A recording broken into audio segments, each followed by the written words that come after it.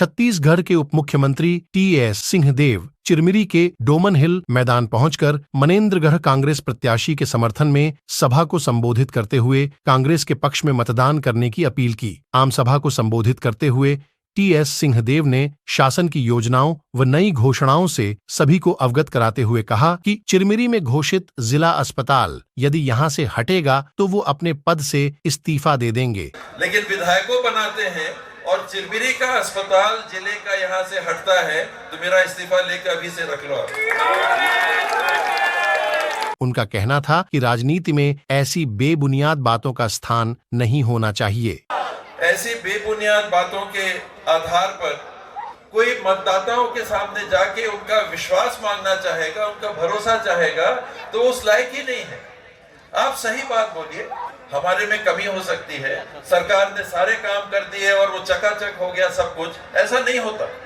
लेकिन हमने पहल की, हमने पूरी ईमानदारी से कोशिश की, जितने संसाधन थे उसका न्यायोचित बंटवारा करके कहीं किसी की तनख्वाह को बढ़ाना है, कहीं किसी के निर्माण को करना है, कहीं बिजली को पहुंचाना है, कहीं बांध को बनाना है, कहीं तीसरा काम है, कहीं चौथा काम है, कहीं स्वास्थ्य के केंद्रों में बढ़ोतरी हमको करनी है। ये सारे कामों के बीच में जो कांग्रेस की सरकार ने कहा है उसको पूरा किया है और आने वाले समय के लिए भी कांग्रेस की सरकार ने जिन बातों को रखा है, क्योंकि धान की बाली पहना हुआ हूँ, माला पहना हुआ हूँ, तो कर्जा माफ तो होना ही है। राहुल गांधी जी ने कह दिया सभी किसानों को। धान का भाव 3200 रुपए में होगा, हम सड़क बना लेंगे। चिरमिरी में अच्छा काम हुआ है, मैंने सुना। अपने संबोधन में टी.एस. सिंहदेव ने चिरमिरी में भविष्य में खुलने वाले कल कारखाने व शिक्षण संस्थाओं की संभावनाओं व योजना से भी अवगत कराया। कोयला खदानें बंद हो जाएंगी तो हमारे लिए क्या विकल्प है, हमारे पास क्या व्यवसाय है, हम कैसे, जहां हमारी जड़ें हैं, जहां हम जन्म पाए, जहां हमारे परिवार के लोगों की मृत्यु हुई, वहां हमारा भविष्य क्या है। इन बातों को लेकर हम इस बात पे विचार कर रहे हैं। अभी एक घोषणा की बात नहीं है, लेकिन हम विचार कर रहे हैं कि क्या बड़े कारखाने और खोले जा सकते हैं। इसके पूर्व पावर प्लांट की बात हुई, कोयले की कमी आ रही, तो मुझे उसके बारे में तो नहीं पता क्या हो पाएगा कि नहीं हो पाएगा।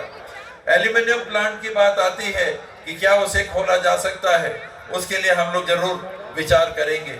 बीएड के कॉलेज हैं, लॉ के कॉलेज हैं, इनको खोलने की संभावना है और मुझे लगता है कि मनेन्द्रगढ़ और चिरमिरी के बीच में ये जो इकाइयां हैं ये बंट के होनी चाहिए।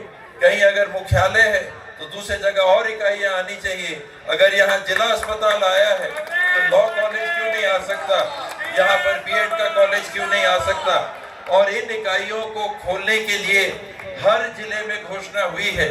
मुझे नहीं लगता कि मनेन्द्रगढ़ से कोई भी नागरिक इस बात के लिए मना करेंगे कि लॉ कॉलेज और बीएड कॉलेज चिरमिरी में ना खोले। पत्रकारों के सवाल का जवाब देते हुए छत्तीसगढ़ के उप मुख्यमंत्री टी.एस. सिंहदेव ने कहा कि छत्तीसगढ़ में प्रथम चरण में हुए चुनाव में 20 में से कम 16 सीट आएगी। अगर ऐसा हो कम से कम 16 सीट आएगी। कांग्रेस के सत्ता में आने पर सीएम के सवाल के बारे में उनका कहना था कि हाईकमान जो भी निर्णय लेगा वही सीएम होगा। हाईकमान जो निर्णय लेगा वही बनेगा। लेकिन उन्होंने कहा कि सीएम भूपेश मुख्यमंत्री बनेंगे। जो वो बोलेंगे वही होगा। खड़गे जी तो हाईकमान है। क्या इस बार फिर आपके साथ धोखा होगा मुख्यमंत्री पद को लेकर? धोखा पहले कहाँ हुआ? वो तो हाईकमान का निर्णय जो होता है वही फाइनल। जिसको हाईकमान बनाएगा। रायपुर में भाजपा नेता के बृजमोहन अग्रवाल के साथ घटी घटना को उन्होंने दुर्भाग्यजनक बतलाया। मेरे को जानकारी तो नहीं है, ऑफिस की कुछ वीडियो वायरल हुए थे, तो बहुत ही दुर्भाग्यजनक है। ऐसे लोगों के हाथ में अगर छत्तीसगढ़ की सरकार जाएगी तो आप सोचते हैं हश्र क्या होगा। घोषणा पत्र बनाने से पीछे क्यों हटे के सवाल पर उनका कहना था कि कांग्रेस में घोषणा पत्र बनाने के लिए जिम्मेदारी का निर्णय 1 साल 6 महीने पहले ही हो गया था। पुनिया जी के समय 1.5 साल पहले ये तय हुआ था कि जितनी समितियां पिछले चुनाव में थे उसमें नया पुराना करेंगे। तो ये निर्णय 1.5 साल पहले हो गया था कि अकबर भाई घोषणा पत्र समिति के अध्यक्ष रहेंगे और सभी समितियां जो थी चुनाव की उनमें तब्दील होगी। तो मेरे मना करने का तो प्रश्न ही नहीं है, मेरे को तो जो कहा जा रहा है मैं वही कर रहा हूँ।